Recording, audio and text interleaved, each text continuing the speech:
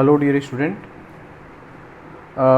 बच्चों मैं स्टार्ट करने जा रहा हूँ MS चौहान की जो बुक है उसका सलूशन करने का वीडियो लेक्चर।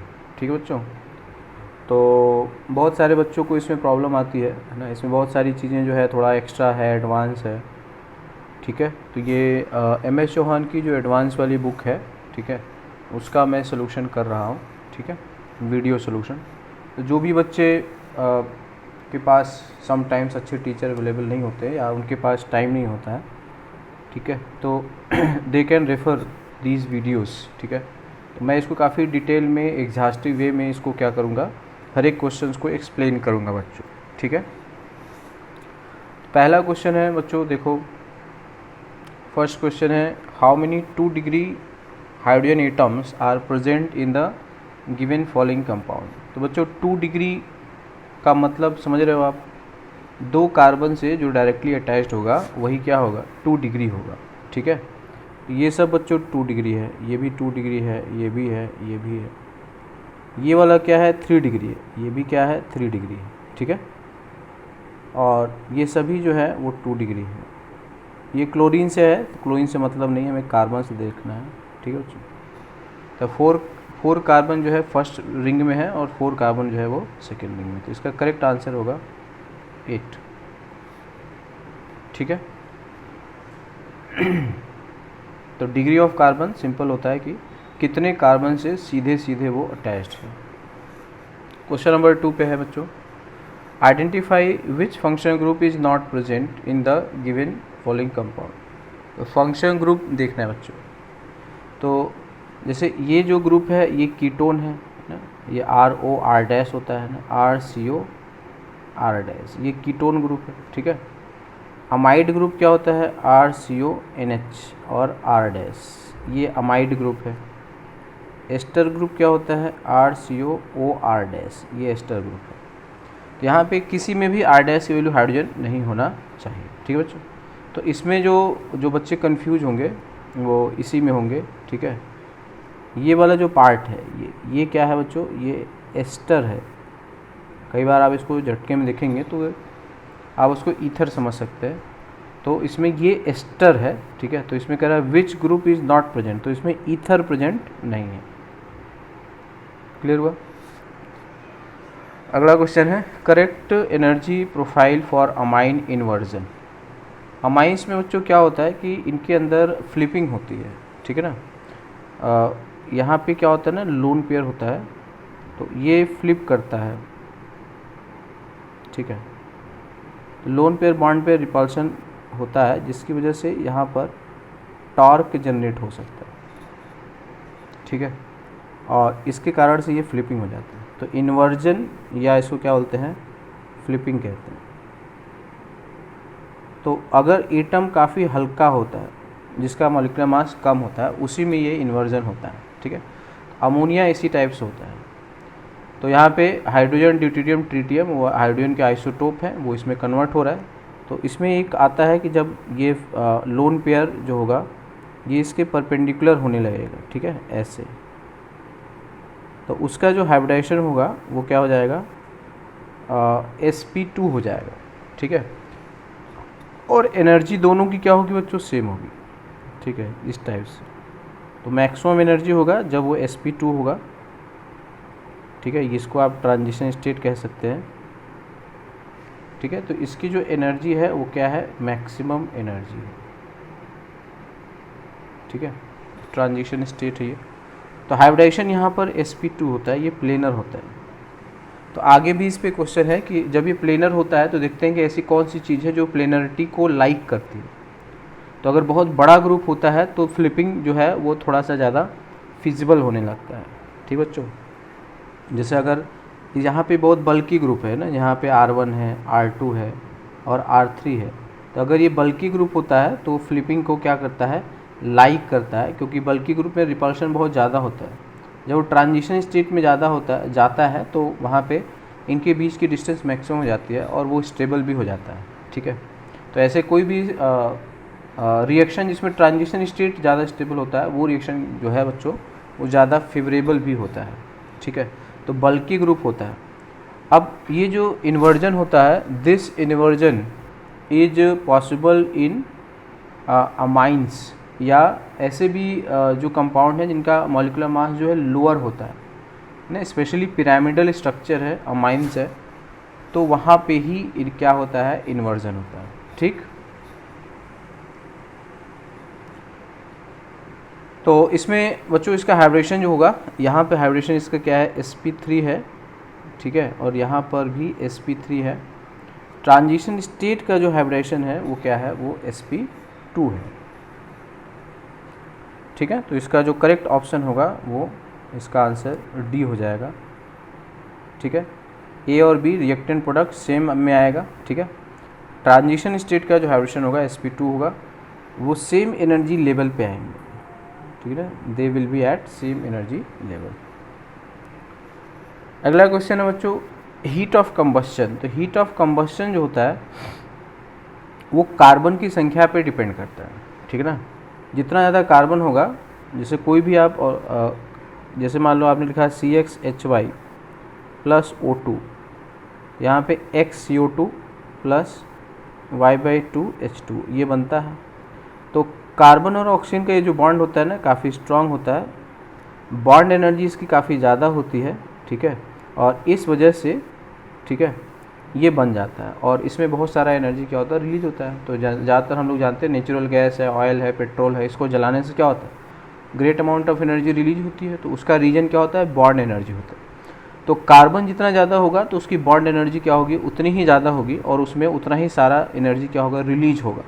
ठीक है, तो हीट ऑफ कंबस्शन जो होता है, पहला बात जितना ज़्यादा कार्बन होगा वो उसी पे उससे एनर्जी क्या होगा, उतना ही ज़्यादा रिलीज होता है बच्चों। ठीक है ना, तो इसमें जो क्वेश्चन नंबर 4 है, ठीक है, तो इसमें फर्स्ट, सेकेंड और थर्ड ये दिया हुआ है। तो इसमें जो हीट ऑफ कंबस्शन होगा, कार्बन पहले गिन लोगे, है ना, जैसे इसमें है 1 2 3 4 5 एंड 6। ठीक है, यहाँ पे 1 2 3 4 और 5 ही है, 1 2 3 और 4 ही है, समझ गए ना। तो इसके अंदर कितने हैं, 6 कार्बन है, इसके अंदर कितने हैं, 5 कार्बन है, और इसके अंदर कितने बच्चों, 4 कार्बन है। तो निश्चित रूप से हीट ऑफ कंबस्शन जो होगा उसका सबसे ज़्यादा होगा जिसमें नंबर ऑफ़ कार्बन्स क्या होंगे, सबसे ज़्यादा होंगे। इसी में एक चीज़ और मैं आगे ऐड कर दूँ, कई बार कार्बन क्या होगा, सेम हो जाएगा। तो अगर कार्बन सेम हो जाएगा तो देखोगे स्टेबिलिटी ज़्यादा। तो हीट ऑफ कंबस्शन जो होता है बच्चों, ये ज़्यादा होता है अगर नंबर ऑफ़ कार्बन ज़्यादा है। अगर कार्बन की संख्या, है ना, अगर कार्बन की संख्या क्या होती है, सेम होती है, ठीक है, संख्या सेम, तो जो ज़्यादा स्टेबल होगा उसका हीट ऑफ कंबस्शन क्या होगा, तो जो ज़्यादा स्टेबल होगा, ठीक है, उसका हीट ऑफ कंबस्शन, ठीक है, क्या होगा, कम होगा, क्योंकि ऑलरेडी हीट रिलीज करके वो स्टेबल हो चुका होता है। तो पहला तो देखोगे कार्बन की संख्या, है ना, तो कार्बन अगर ज़्यादा है तो HOC क्या है, ज़्यादा है, और अगर स्टेबिलिटी ज़्यादा होगा, स्टेबिलिटी ज़्यादा होगा तो इन्वर्सली होगा, HOC क्या होगा, हीट ऑफ कंबस्शन कम होगा। क्लियर। तो इसका जो करेक्ट आंसर होगा, हीट ऑफ कंबस्शन जो होगा सबसे ज़्यादा फर्स्ट में होगा, फिर सेकंड में होगा, है ना, इसमें 6 कार्बन है, इसमें 5 कार्बन है, और इसमें 4 कार्बन है। तो सबसे ज़्यादा हीट ऑफ कंबस्शन किसमें होगा, first greater than second greater than third. ठीक है बच्चों, उसके बाद आते हैं हम लोग क्वेश्चन नंबर 5 में। तो क्वेश्चन नंबर 5 में दिया हुआ है, which of the following is not a resonance structure of others, है ना, ये सब कुछ बेसिक क्वेश्चन है। ठीक है, तो इसमें कौन सा दूसरे का रेजोनेटिंग स्ट्रक्चर नहीं है, तो आपको रेजोनेटिंग स्ट्रक्चर बना के सब में देखना है कि कॉन्जुगेशन है या नहीं। ठीक है, तो जैसे देखोगे बच्चों, अगर इसको डायरेक्ट, है ना, जैसे यहाँ पे देखो, इस केस में क्वेश्चन नंबर 5 में देखो, ये यहाँ से यहाँ आ सकता है, यहाँ और यहाँ। ठीक है, तो यही होता है ना कि डबल बॉन्ड, सिंगल बॉन्ड, ठीक है, और लोन पेयर होता है। ठीक है, ठीक है, जैसे ये आ रहा है यहाँ से, ठीक है, ये इधर गया, इधर आया, तो डबल बॉन्ड, सिंगल बॉन्ड, ये डबल है, ये सिंगल है, ये डबल है, ये सिंगल है और ये लोन पेयर या माइनस चार्ज। तो इसमें अल्टरनेट पोजीशन पे है ये, ठीक है। तो अगर अल्टरनेट पोजीशन पे है तो इसका मतलब यहाँ पे रेजोनेटिंग स्ट्रक्चर आप बना सकते हैं, ठीक है। तो ये ऐसे जाएगा, ये ऐसे जाएगा और ये ऐसे जाएगा। तो आप देखोगे कि अगर आपने ऐसा बना लिया तो सीधा इससे ये बी बन जाएगा, ठीक है। और अगर हम बी को अगर हम यहाँ से ऐसे कर देते हैं तो इससे ये सी बन जाएगा, ठीक है। और डी में जो है, डी में ऐसा कोई भी ए बी सी में से ऐसा कोई भी नहीं है जिससे डी बन रहा होगा, है ना। यहाँ पे एक आ रहा है तो इसलिए ये उसका रेजोनेटिव स्ट्रक्चर नहीं होगा, ठीक है। अगला बच्चों, rank the following, rank the hydrogen, question number 6 में आते हैं। Rank the hydrogen atoms HA, HB, HC present in the following molecule in decreasing order of their acidic strength. तो एसिडिक स्ट्रेंथ मैं अगर इसको लिख लूँ ऐसे, ठीक है ना, CH2 ना, ऐसे मैं लिख रहा हूँ बच्चों इसको, CH3 CH और H, CO फिर CH और H, ठीक है ना, ऐसे इसको मैं लिख सकता हूँ। यहाँ का जो हाइड्रोजन है उसका नाम A है, यहाँ का हाइड्रोजन उसका नाम B है, यहाँ का हाइड्रोजन यहाँ पे C।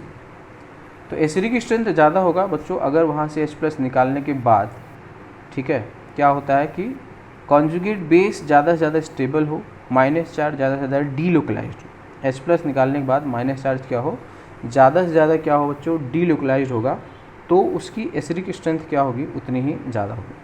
तो C का अगर मैं कंजुगेट बेस बनाऊँ तो अब तुम देख सकते हो कि लेफ़्ट साइड और राइट साइड दोनों साइड से -R इस पे लग रहा है ना। तो ये तो सबसे तगड़ा वाला होगा, इधर भी जा सकता है, इधर भी जा सकता है। ये -R लगा रहा है, ये -R लगा रहा है, इसका भी -I है, इसका भी -I है, तो C तो स्ट्रॉन्गेस्ट हो जाएगा। B में भी देखो यहाँ से H+ निकाल दोगे, ठीक है, तो ये यहाँ पे जाएगा, तो इसका भी रेजोनेंस होगा, ठीक है। तो B भी जो है वो काफ़ी ज़्यादा एसिडिक होगा। और A में ऐसा कुछ है नहीं, रेजोनेंस का एडवांटेज नहीं होगा। तो मोस्ट एसिडिक जो होगा बच्चों इसमें C हो जाएगा, ठीक है, ये वाला आंसर होगा। उसके बाद फिर B होगा, ठीक है, जहाँ पे कॉन्जुगेशन है, और उसके बाद लास्ट में क्या आ जाएगा, A आ जाएगा। क्लियर। नेक्स्ट चलते हैं बच्चों क्वेश्चन नंबर 7 पे। क्वेश्चन नंबर 7 में क्या है कि the correct relation between the bond length A and B etch. तो इसमें भी बच्चों रेजोनेंस का ही आपको अप्लाई करना है, ठीक है। O और CH3 यहाँ पर ये है, ठीक है। तो यहाँ पे डबल बॉन्ड है, यहाँ पे सिंगल बॉन्ड है, लेकिन रेजोनेंस आएगा तो इसमें क्या आएगा, पार्शियल डबल बॉन्ड कैरेक्टर आ जाएगा, ठीक है, O- और, ठीक है। तो ये जो है फर्स्ट रेजोनेटिंग स्ट्रक्चर, और जो सेकंड है इसमें अगर हम लोग देखें ध्यान से तो ये जो रेजोनेटिंग स्ट्रक्चर है फर्स्ट और सेकंड, कौन ज़्यादा स्टेबल है, फर्स्ट वाला न्यूट्रल है, सेकंड वाले में सेपरेशन ऑफ चार्ज है, इसलिए फर्स्ट वाला ज़्यादा स्टेबल होगा। तो फर्स्ट वाला अगर ज़्यादा स्टेबल होगा तो निश्चित रूप से क्या होगा, अच्छा, तो इसमें जो बॉन्ड लेंथ पूछा जा रहा है ना, A यहाँ का और यहाँ का B, तो सिंपल से समझ ही गए बच्चों, A में डबल बॉन्ड कैरेक्टर है, B में सिंगल बॉन्ड कैरेक्टर है, इसलिए डबल बॉन्ड कैरेक्टर वाला छोटा होगा, है ना। सबसे छोटा कौन होगा, ट्रिपल बॉन्ड होगा, उससे थोड़ा सा बड़ा जो होगा डबल बॉन्ड आएगा, ठीक है, उससे भी बड़ा क्या आएगा, सिंगल बॉन्ड आएगा। तो लेंथ जो होती है L1 L2 L3, ठीक है। तो L1 less than L2 less than L3, सबसे छोटा जो होता है ट्रिपल बॉन्ड, फिर डबल बॉन्ड, फिर पार्शियल डबल बॉन्ड आएगा और फिर सिंगल बॉन्ड आएगा, ठीक है। तो इसका जो करेक्ट आंसर होगा bond length between A and B, तो A छोटा होगा और B बड़ा होगा, तो इसका आंसर जो है वो कौन सा बच्चों, ये B वाला आंसर, ठीक है। नेक्स्ट आते हैं क्वेश्चन नंबर 8 है the number of sp2 sigma bonds in the compound given below each. तो कुल मिला के बच्चों आपको हाइब्रिडाइजेशन निकालना है, ठीक है ना। तो इसमें देखोगे तो ये आ जाएगा sp2 है, ये भी sp2 है ना, ये भी sp2 है, ये भी sp2 है, और ये भी sp2 है, ये भी sp2। क्लियर। तो ये इनके हाइब्रिडाइजेशन हो गए। तो sigma bonds in the compound, तो सिग्मा बॉन्ड जो है sp2 sigma bond in the compound. तो कौन कौन बना रहा है? डबल बॉन्ड है तो उसमें भी तो सिग्मा बॉन्ड और पाई बॉन्ड दोनों है ना, तो इसलिए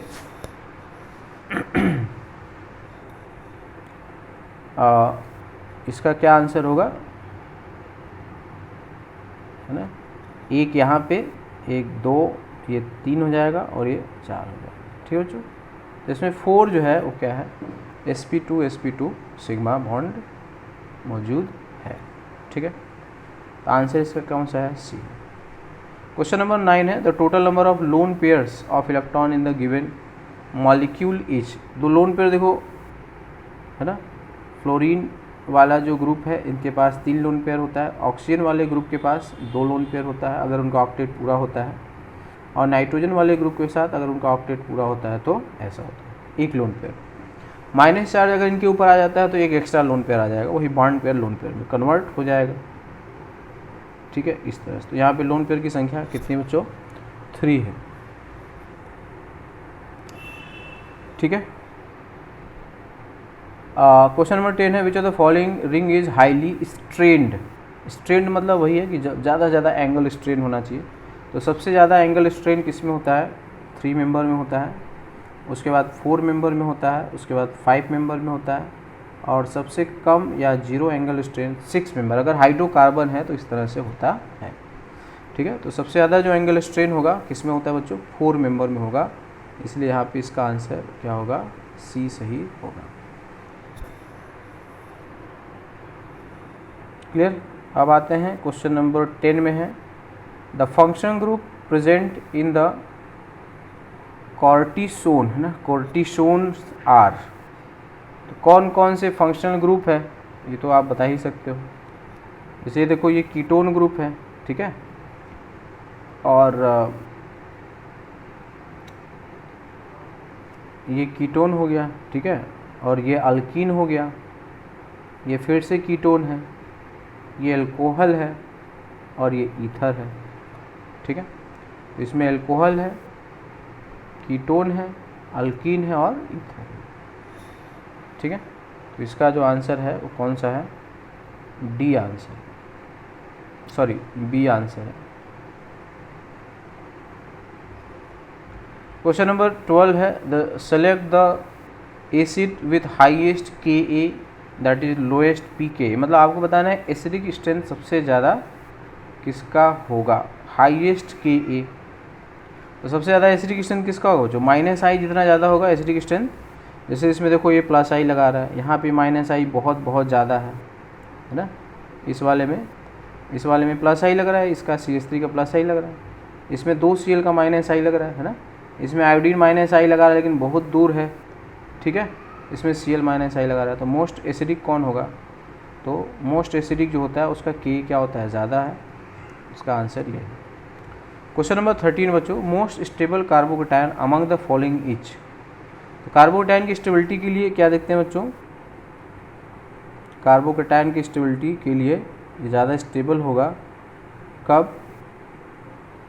जब अल्फा हाइड्रोजन क्या होगा? ज़्यादा, दैट इज हाइपर कॉन्जुगेशन ज़्यादा होगा, है ना, प्लस R होगा, प्लस I होगा, है ना, प्लस H होगा। तो रेजोनेंस से पॉजिटिव चार्ज डीन्यूक्लियाइज हो, हाइपर कॉन्जुगेशन बहुत सारा हो। तो इसमें देखोगे तो इसमें हाइपर कॉन्जुगेशन यहाँ पे इससे जो डायरेक्ट है ये अल्फ़ा है, ये अल्फ़ा है और ये अल्फ़ा है। तो यहाँ पे अल्फ़ा हाइड्रोजन जो है वो कितना है? हर, है ना, यहाँ पर 2 है, यहाँ भी 2 है, तो 2 2 4 3 7 है। ठीक है, यहाँ पे अल्फ़ा हाइड्रोजन देखोगे तो ये अल्फ़ा है, ये अल्फ़ा है, यहाँ पे 3 हाइड्रोजन है, यहाँ पे 2 हाइड्रोजन है, तो यहाँ पे 5 अल्फ़ा हाइड्रोजन आएगा। ठीक है, यहाँ आप देखो तो यही एक अल्फ़ा है, यहाँ पे अल्फ़ा हाइड्रोजन सिर्फ 1 है। तो अब आप समझ सकते हो जिसमें जितना ज़्यादा अल्फ़ा हाइड्रोजन होगा वो उतना ही ज़्यादा क्या होगा? स्टेबल होगा। तो इसलिए 13 का जो आंसर है वो कौन सा है बच्चों? ए है। क्वेश्चन नंबर 14 है arrange the following in increasing order of their pKa value. तो pKa और K में क्या रिलेशन होता है बच्चों? जितना ज़्यादा, है ना, इसमें ये होता है कि एसिडिक स्ट्रेंथ ज़्यादा होगा, ठीक है, तो उसका Ka ज़्यादा होगा। ठीक है, तो उसका Ka क्या होगा? ज़्यादा होगा। और इसका Ka का उल्टा, है ना, जैसे pK जो होता है वो क्या होता है? माइनस लॉग ऑफ Ka होता है। ठीक है, तो इसका मतलब एसिडिक स्ट्रेंथ ज़्यादा होगा तो pKa क्या होगा, कम होगा, ये याद रखोगे, ठीक है। तो पहले आप एसिडिक स्ट्रेंथ का ऑर्डर निकाल लो और उसके बाद pKa के लिए क्या कर देंगे, उसको रिवर्स कर देंगे। क्वेश्चन नंबर 14 में है arrange the following increasing order of their pKa value. तो पहले तो हम एसिडिक स्ट्रेंथ निकाल लेते हैं, है ना। तो ये तो सल्फोनिक एसिड है ना, X वाला जो है ये सल्फोनिक एसिड है। तो इसका जो इसमें जो है ना, ये यहाँ पे रेजोनेंस आएगा, ऐसे आएगा कि अगर यहाँ पे H+ भाग जाए तो यहाँ माइनस आएगा, और माइनस चार्ज बहुत सारा क्या रेजोनेंस है, ठीक है। और 3 ऑक्सीजन, 2 ऑक्सीजन है वो प्लस माइनस आई भी लगा रहे हैं, यहाँ भी ये प्लस आई लगा रहा है, ठीक है। और ये तो सबसे कम है क्योंकि यहाँ पे तो एक कॉन्जुगेशन है भी, ठीक है। इसलिए मोस्ट एसिडिक जो होगा वो कौन सा है, X होगा, फिर Y होगा, फिर Z होगा, ठीक है बच्चों। इसमें जो ऑर्डर होगा वो क्या आएगा, एसिडिक स्ट्रेंथ का जो ऑर्डर हम लिखेंगे, एसिडिक स्ट्रेंथ ऑर्डर, तो ये जो होगा वो क्या आएगा, X greater than Y greater than Z। K का जो ऑर्डर होगा वो X greater than Y greater than Z। pKa का जो ऑर्डर होगा X less than Y less than Z, ऐसे, ठीक है। तो सबसे ज़्यादा जो pK होगा वो किसका होगा, Z का होगा। तो इसलिए इसका आंसर जो आएगा, ठीक है, वो B आ जाएगा। अगला है बच्चों क्वेश्चन नंबर 15 है which is the major product of the following.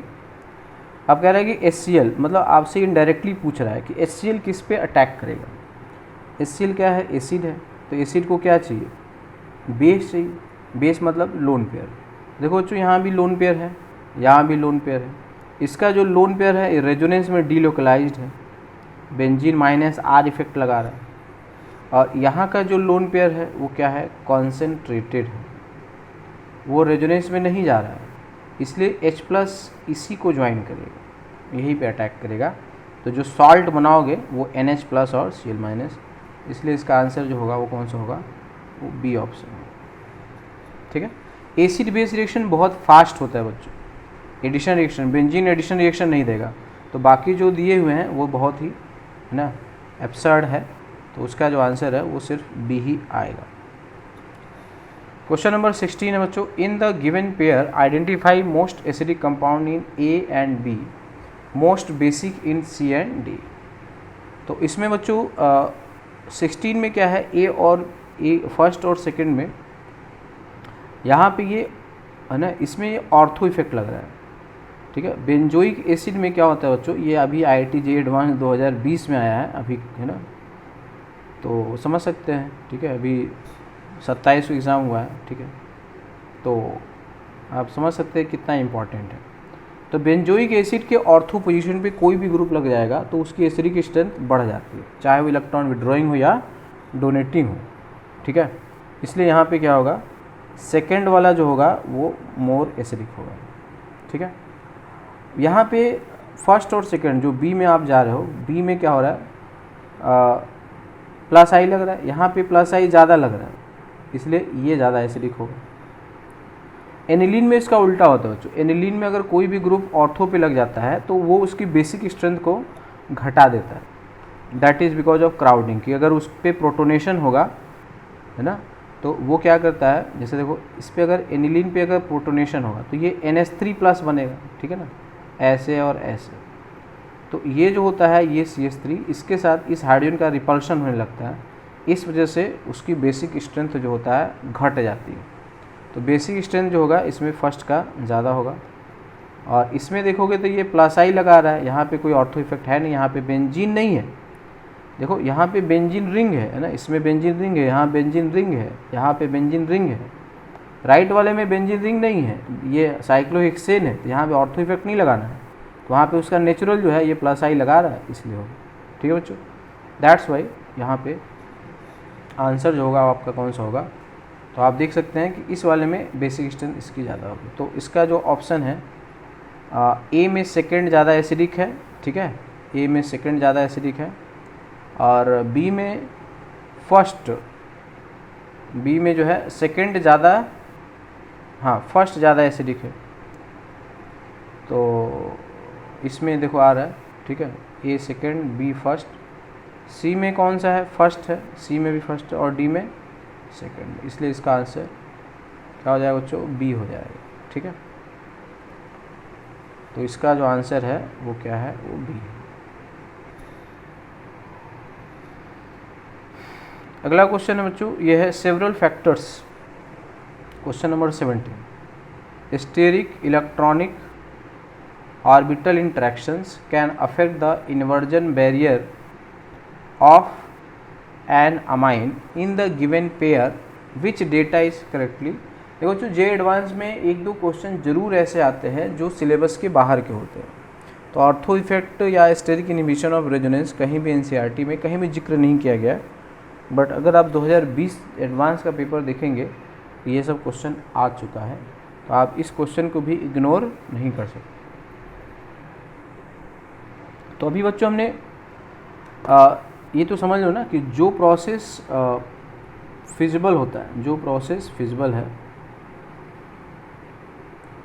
उसका डेल्टा जी क्या होता है, उसका डेल्टा जी मोर नेगेटिव है। डेल्टा जी पॉजिटिव तो प्रोसेस अपने आप नहीं होगा, अपने आप नहीं होगा, मतलब उसको बाहर से एनर्जी चाहिए। ठीक है ना, उसको बाहर से एनर्जी चाहिए। ठीक है, अगर डेल्टा जी पॉजिटिव तो प्रोसेस अपने आप नहीं होगा, उसको बाहर से एनर्जी चाहिए। डेल्टा जी ज़्यादा पॉजिटिव तो और ज़्यादा हेल्प चाहिए, डेल्टा जी कम पॉजिटिव तो कम हेल्प चाहिए। ठीक है, तो अगर मतलब है डेल्टा जी अगर लेस पॉजिटिव है, लेस पॉजिटिव, और डेल्टा जी मोर पॉजिटिव। ठीक है, तो जिसका डेल्टा जी ज़्यादा पॉजिटिव है मतलब उसके फेवर होने के चांसेस बहुत कम है। ठीक है, तो इसकी पॉसिबिलिटी जितना अगर पॉजिटिव रहेगा, पॉसिबिलिटी क्या होगा, उतना ही कम होगा, उतना ही कम, और बैरियर जो होगा वो उतना ही क्या होगा, उतना ही ज़्यादा होगा, उतना ही ज़्यादा होगा। ठीक है, तो डेल्टा जी जितना ज़्यादा पॉजिटिव होगा बैरियर क्या होगा, उतना ही ज़्यादा होगा। बस ये हम याद रखेंगे। डेल्टा जी कम पॉजिटिव है उसमें भी बैरियर है लेकिन कम बैरियर है। समझ गए? तो जैसे बच्चों 17 का अब ए पार्ट और बी पार्ट देखो। तो ए में जो है 3 मिथाइल लगा है, बी में क्या है, आइसोप्रोपाइल लगा है। आइसोप्रोपाइल कैसा ग्रुप होता है, बड़ा ग्रुप होता है। तो जब ये पिरामिड होगा, हमने ये बताया भी था, जैसे आइसो पीआर है, ठीक है, ये भी आइसो पीआर है, तो इनमें रिपल्शन बहुत ज़्यादा हो रहा होगा। ये बल्कि है यहाँ पे, है ना, ये बल्कि है, यहाँ पे स्टेरिक रिपल्शन बहुत ज़्यादा हो रहा है। और जब ये फ्लिप करता है तब ये प्लेनर हो जाता है ना। तो उस केस में ये जो ग्रुप होंगे वो दूर हो जाएंगे। तो कहेगा चलो थोड़ी देर के लिए सही हम लोग दूर तो हुए, क्योंकि इनमें आपस में क्या था, रिपल्शन था। तो इस वजह से देखो बच्चों, इसमें क्या दिया है, ए में इसका जो डेल्टा जी है वो ज़्यादा पॉजिटिव है और इसका जो डेल्टा जी है वो कम पॉजिटिव है। और ये जो है इस बात को आइसोप्रोपाइल ग्रुप बल्कि होने से बता रहा है कि मुझे थोड़ी देर के लिए सही राहत तो मिली, है ना। तो इसका मतलब ये वाला जो ऑप्शन है वो सही है कि इसके लिए कम एनर्जी बैरियर है। ये चाहेगा कि इन्वर्जन हो जाए, वैसे चाहेगा तो नहीं, लेकिन बैरियर की अगर हम जहाँ तक बात करेंगे उसमें ये वाला बैरियर कम है और ये वाला बैरियर ज़्यादा है, क्योंकि ये फेवरेबल है, स्टेरिक है ना, रिपल्शन होता है, इसलिए वो फेवर करता है। अब आते हैं बी में। बी में देखो, इसमें देखो ये 3 मेंबर रिंग है बच्चों। तो जब ये आता है ना तो sp2 हो जाता है, प्लेनर होना चाहेगा। तो इस केस में क्या है, एंगल स्ट्रेन बहुत तगड़ा होता है। तो इस केस में एंगल स्ट्रेन बहुत ज़्यादा होने से फ्लिपिंग वैसे यहाँ पे होता ही नहीं है, न इसमें होगा न इसमें होगा। लेकिन अगर कंपेयर करोगे कि फ्लिपिंग का ऑप्शन चांसेस ज़्यादा किस में है, तो फ्लिपिंग के जो चांसेज हैं वो जिसमें बैरियर थोड़ा कम है, इसमें बैरियर कम है, इसलिए ये भी करेक्ट ऑप्शन है। इसकी एनर्जी ज़्यादा चाहिए, इसके लिए कम एनर्जी चाहिए, इसलिए बी भी सही दिया हुआ है। सी में बच्चों यहाँ पे देखोगे, ठीक है ना, क्लोरीन है ना, मिथाइल ग्रुप अगेन वहाँ पे साइज क्या है, ज़्यादा है, ठीक है। इसको लोग -I से भी बताते हैं, बट sp2 नाइट्रोजन की इलेक्ट्रोनेगेटिविटी ज़्यादा होती है, ठीक है। तो व्हाट आई थिंक इज कि यहाँ पे जो होगा इसकी साइज़ अगर ज़्यादा होगा, ठीक है, तो साइज़ ज़्यादा होने से ये, ठीक है, कम एनर्जी बैरियर होगा और इसकी एनर्जी बैरियर थोड़ी ज़्यादा है, ठीक है। इसलिए इसमें जो होगा बच्चों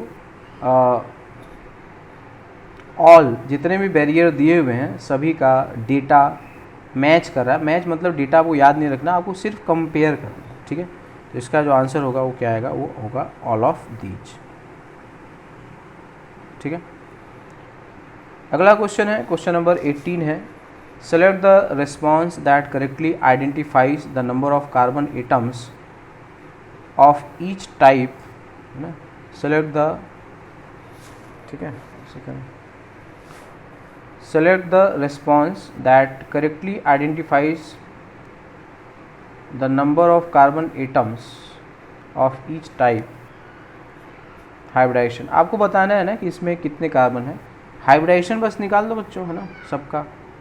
ये देखो sp2 है, सिग्मा बॉन्ड लोन पेयर गिनना है। क्या गिनना है? Sigma bond plus lone pair. ये sp है, ये sp2 आ जाएगा, ये भी sp2 आ जाएगा और ये भी sp2 आ जाएगा, ठीक है बच्चों। तो पहले ऑप्शन में आप देख सकते हैं कि sp2 select the responded number of carbon atoms. Oxygen की बात नहीं हो रही, तो ऑक्सीजन को हम हटा दे रहे हैं। तो कार्बन sp2 वाले कितने हैं? sp3 वाला कोई है नहीं, sp3 वाला तो कोई नहीं है, तो sp3 वाला 0 है ना। तो एक ही ऑप्शन ही बच रहा है, C वाला, ठीक है। sp3 0 है, sp2 3 है, सही आंसर है, और sp कार्बन 1 है। क्वेश्चन नंबर 19 है बच्चों, circle represents most basic atom in these molecules which of the following. देखो बच्चों, यहाँ पे क्या है, यहाँ पे जो लोन पेयर है ये रेजोनेंस में जाएगा और ये एरोमेटिक होगा। तो ऐसी कोई चीज़ है ना, ऐसा लोन पेयर जो उसको एरोमेटिसिटी दिलाए, है ना, that is one of the biggest factor of stability. तो ये लोन पेयर वो किसी और को देना नहीं चाहेगा। आपके पास कोई भी ऐसी, है ना, चीज़ है जो आपके लिए बहुत ज़्यादा क्या है, यूजफुल है, ठीक है, आप किसी को इसको शेयर नहीं करोगे, देना नहीं चाहोगे, ठीक है। तो यहाँ पे जो लोन पेयर होता है, इस लोन पेयर की वजह से वो एरोमेटिक है। यहाँ पे लोन पेयर की वजह से उसको बहुत ज़्यादा फ़ायदा नहीं हो रहा है।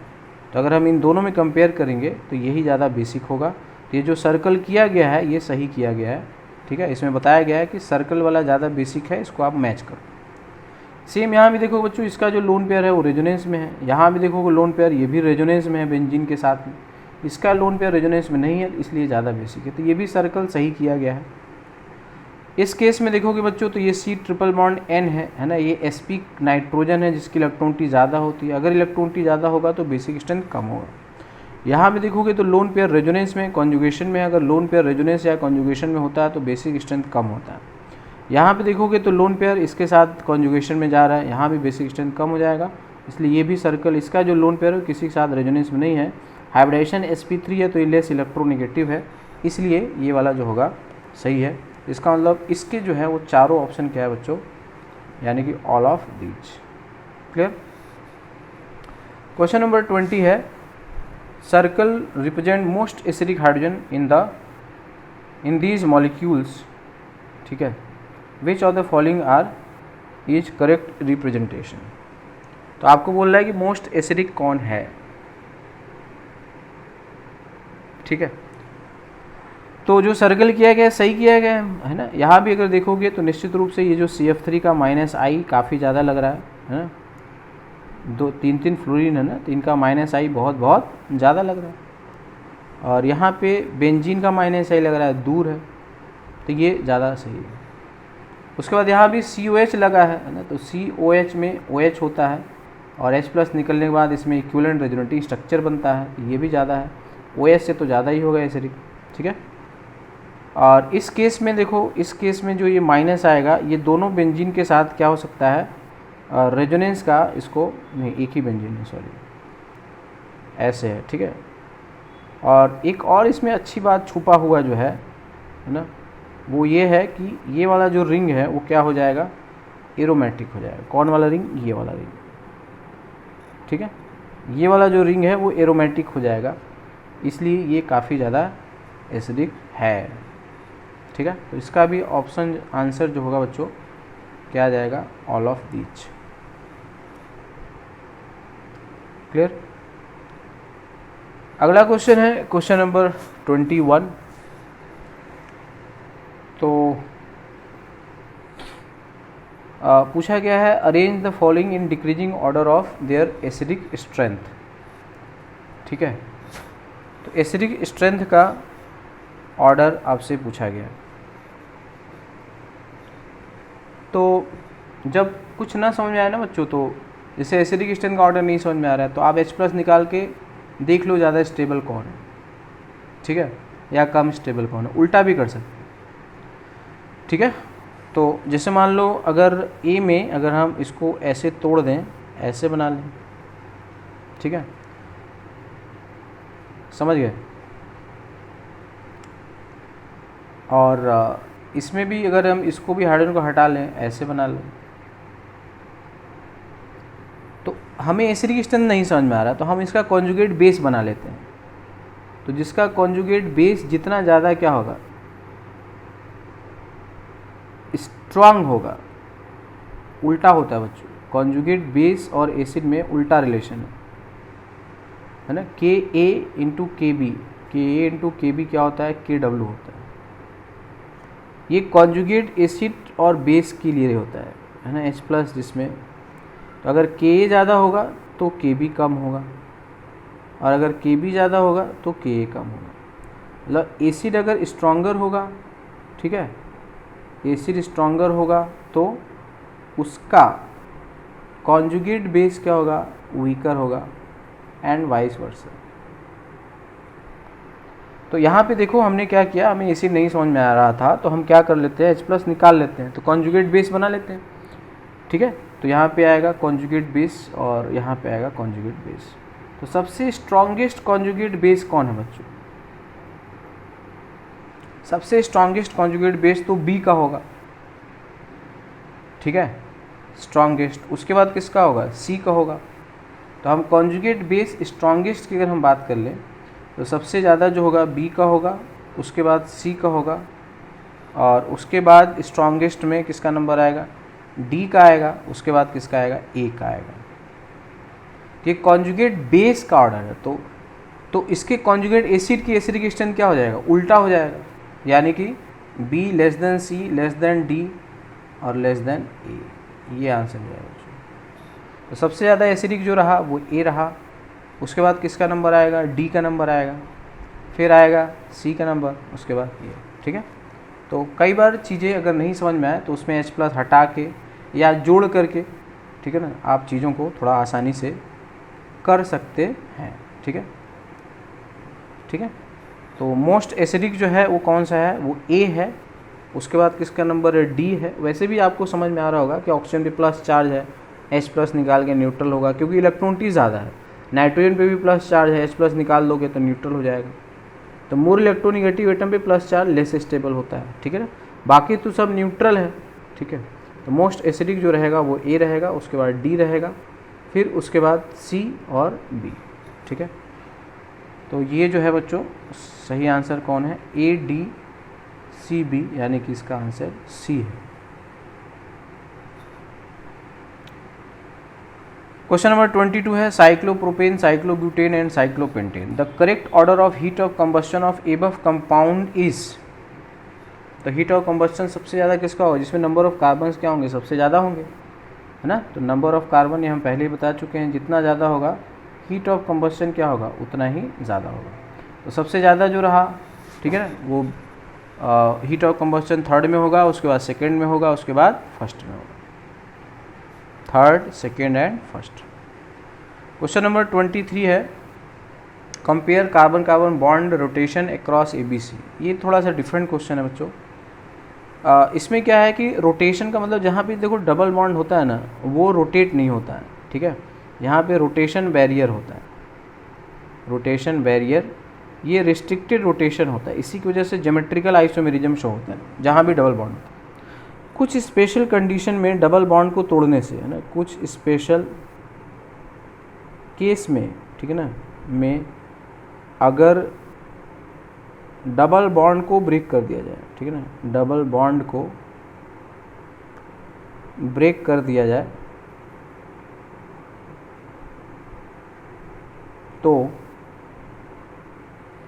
कुछ स्पेशल केस में अगर डबल बॉन्ड को ब्रेक कर दिया जाए तो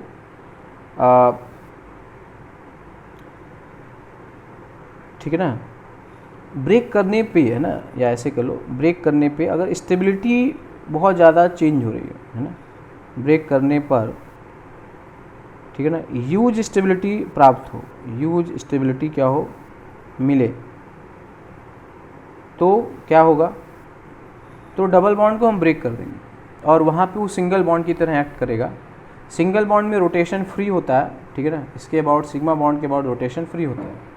तो अगर हम डबल बॉन्ड को ब्रेक कर लें और ब्रेक करने के बाद कुछ ऐसा हो जाए जिससे वो बहुत ज़्यादा स्टेबल होने लगे, तो वैसी केस में डबल बॉन्ड ब्रेक हो जाता है और उसका रोटेशन बैरियर बहुत ज़्यादा कम हो जाता है, मतलब वो फ्री रोटेशन वहाँ पे हो सकता है।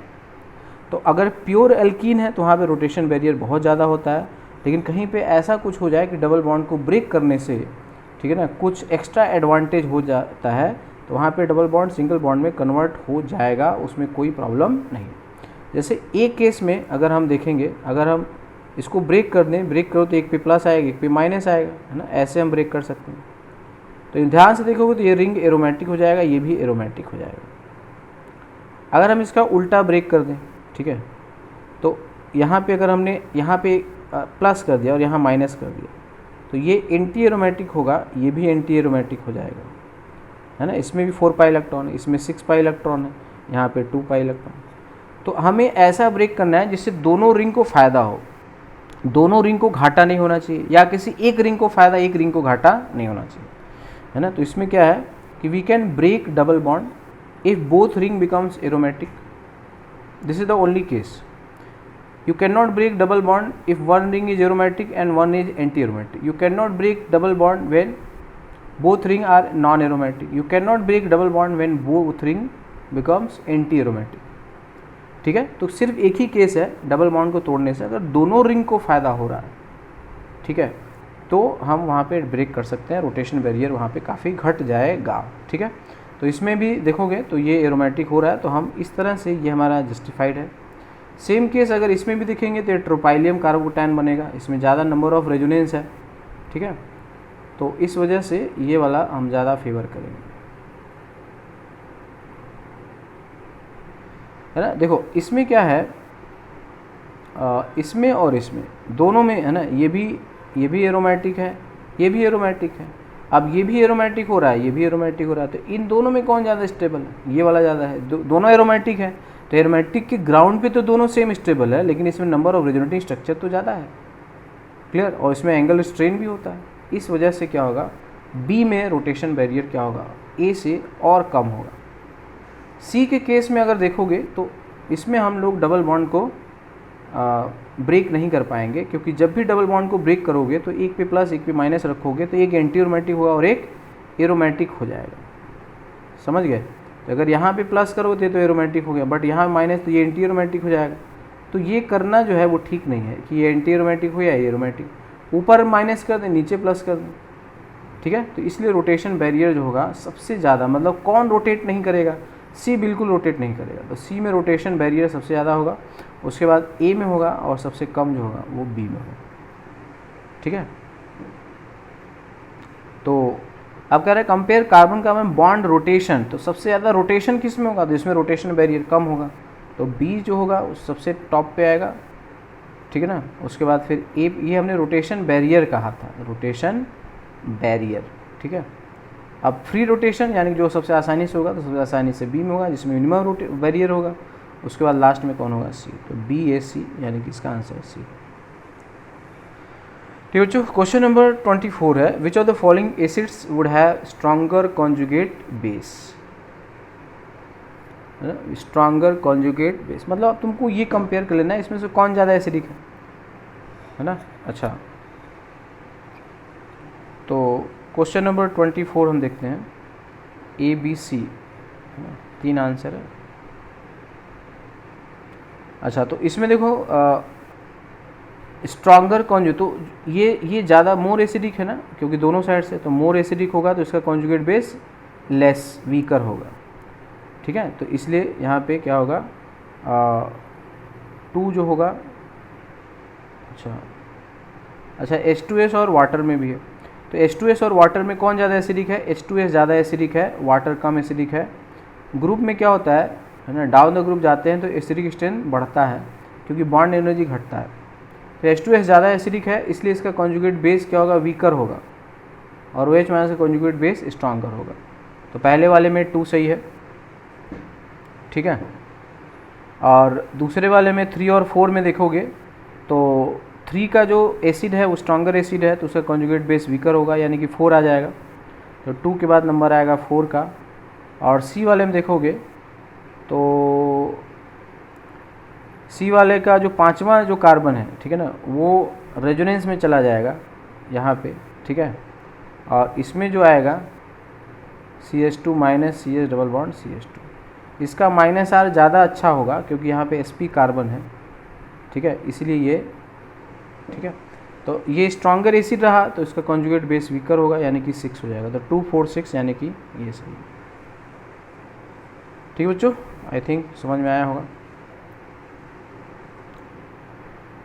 अब नेक्स्ट आते हैं बच्चों क्वेश्चन नंबर 25। तो क्वेश्चन नंबर 25 में है KH के साथ ये एक आइसोटोप है, C14 है, हम इसको C14 ही लिखते हैं, ठीक है। तो ये 14 है ये, ठीक है। और यहाँ पे एक KH ले लोगे तो KH क्या है, स्ट्रॉन्ग बेस होता है, hydride ion is one of the strongest base, यहाँ माइनस आएगा। तो अब ये रेजोनेंस में है, ठीक है। तो रेजोनेंस में होगा तो इसके कितने बनाएंगे, है ना, बहुत सारे रेजोनेटिव स्ट्रक्चर हम बना सकते हैं, ठीक है। ये 14 है, यहाँ पे माइनस आया, फिर यहाँ पे माइनस आएगा,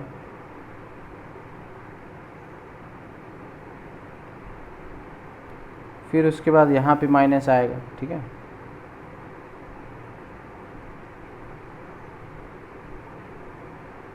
फिर उसके बाद यहाँ आएगा,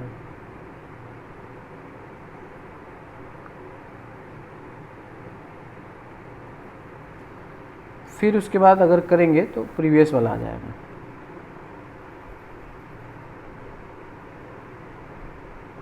तो मैं अगर इसको नेमिंग कर दूं, है ना, जैसे मान लो हमने कहा कि ये जो है आपका ये A है, ये B है, ये C है, ये D है, और ये E है, और ये अगेन A है।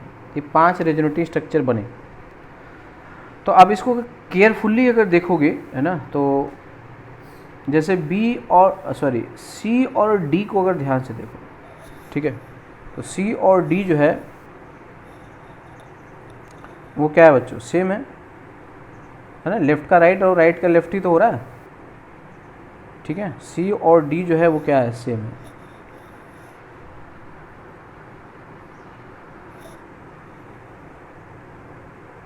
ठीक है। तो अब वहाँ पे अगर हम H+ को लगा देंगे, ठीक है, तो लगा के देख लोगे, ठीक है। तो अगर B को लगा दोगे, है ना, तो B को अगर आपने H+ लगा दिया तो इस तरह से देखोगे, ऐसे आएगा 14, ठीक है। ये B है, B' मान लो, ये C पे अगर H+ लगा दोगे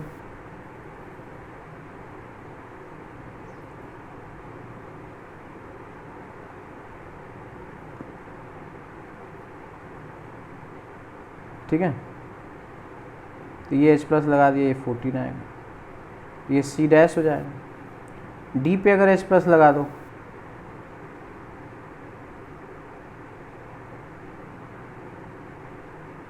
ठीक है,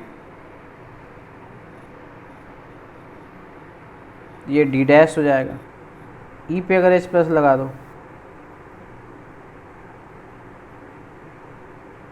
तो ये E'। तो मेजर प्रोडक्ट जो है देखो कि C' और B', ठीक है ना,